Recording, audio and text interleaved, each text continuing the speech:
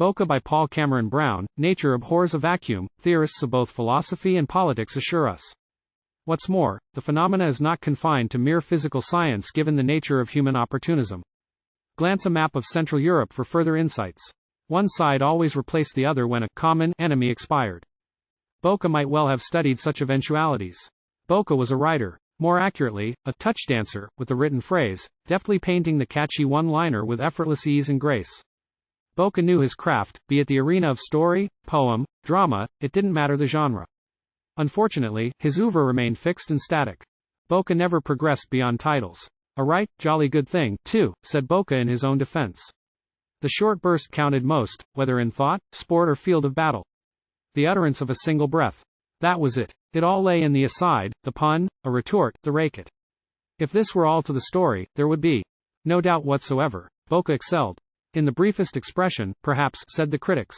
But, as they were quick to point out, it didn't lead anywhere. Where is the larger, more important fruit? His finished verbal passion? Intoned one. Still, this chance fortune led to the inspiration, and success, of unusually vivid titles. But, titles? Just titles, said others nervously?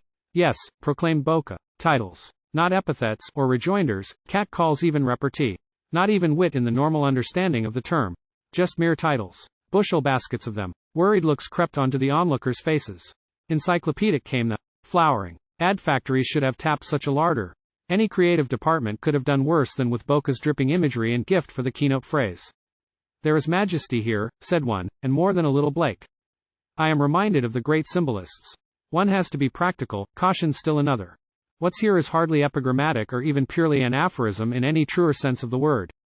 I'm simply perplexed, said the man finally to his colleague, and both left without further ado or thought to Boca's work. Indeed, Boca loved his words, tinkering with the very essence of language. A great beginning. Cheered a rare voice. Let's hope one without premature end. Boca continued to conceive titles by the hundreds. He didn't merely dream up a few, in snatches, he proliferated them in vaster and vaster quantities. It was if a salmon left to spawn could endanger a seashelf or riverbed under the sheer quantity of her seed. A one-man explosion at the typewriter chortled an onlooker, happening to see the quantity of Boca's largesse. That was before he stopped to inquire of the nature of Boca's work.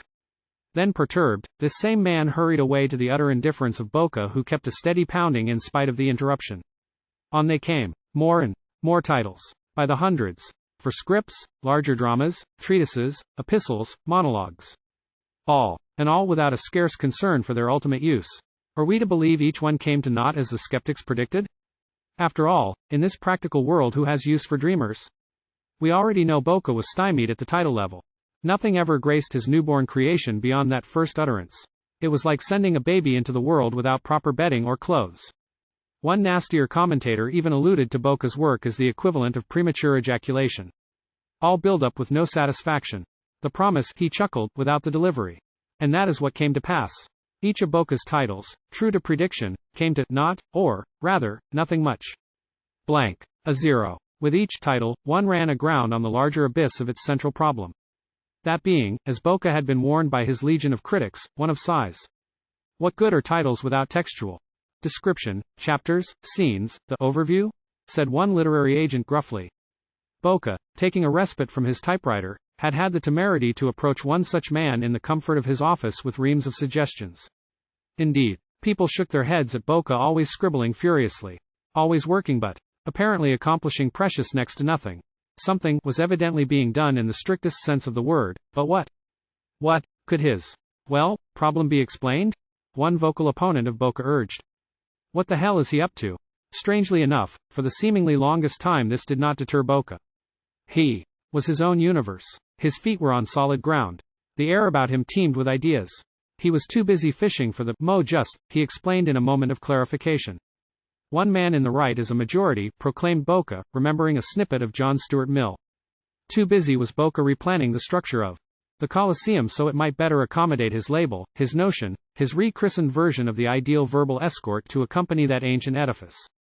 And right Boca did. Titles fell increasingly from his pen. The barking tree, the leaking river, these were but two. Boca thought he would improve on Tolkien's efforts, at least in the direction of title. After all, to send a work into the reader's lap without proper introduction was like trying to get acquainted without the proper introduction. Maybe Boca had a point. assembly without hope, and nirvana without end, touched on his mystical stage. He dropped this, and proceeded into the area of historiography. And afterwards, dry epistemology would see him concentrate his efforts. These forums were indeed worthy of his attention. Too long had they been neglected. All were in need of good, metaphoric dusting by title. At last word, Boca was inching toward Kant's Critique of Pure Reason. That one, in particular, has a poor ring, he was heard to say. On they came. Precise. Hard-hitting, or so he thought. They made the mind's eye swell with the promise of more and more. Indeed, that eye could get bloodshot reading all of Boca's interception. But the more, in the sense of the follow-up, the delivery or accompaniment of pages never came. Nowhere was there to be found the Hemingway to follow the movable feast. Or the edible woman. Even the promise of thrillers for a scary submarine epic like 3 Eggs on My Plate never materialized. Nothing. Just titles. More. Then more and increasingly more of them. Annoyingly so. Scraps of paper decorating a table without an intended victim ever coming close. It was as if so many salesgirls had left price tags off matching merchandise. That's all that remained. Just the stickers forlornly, white and detached, staring up from their adhesiveness. More than just a little tacky. A woman given to comparison confronted Boca. Imagine a zoo where the curators had all the animal names, but they were not paired with their owners. That's your stuff. Everything in a weird isolation. Boca could not be Borka, and not even Carl Sagan could rescue him. No large bottles floating in formaldehyde. With the decapitated heads from Belle Epoque sailors were possible here. Boca was more obscure than Gasparilla Island. More so. And a final verdict, if there is need for one, can be seen in Boca's last will and testimony. He let it be known of his intention to chisel the ultimate one-liner. One to grace his own tombstone. On this he set to work with a last burst of frenzy. To mirror my tragic comic fate, as he would have said. Perhaps Boca is still at work, either on the snappy final wording, the right elasticity, or in the mechanics of the engraving itself. Only a stone cutter could estimate the probable expenditure in time.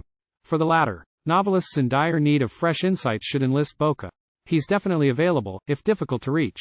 Boca might have rescued many a masterpiece from the dustbin, if not the box office, had his specialty been known. I look at Boca and hear fire bells. His plight remains the very stuff of tragedy. By epic standards, how many Bocas are there worthy of a balladeer and mythmaker? Credible Boca may be, but understandable? Boca, the metaphoric equivalent of a Sisyphus chained to his rock of obsession. This horrible rock, or pebble depending on your viewpoint, wailed Boca. I've become my own obstacle, my work is the personification of my own limitation. Worse, imprisoned in an inescapable logic and the narrow confines of a blink of talent.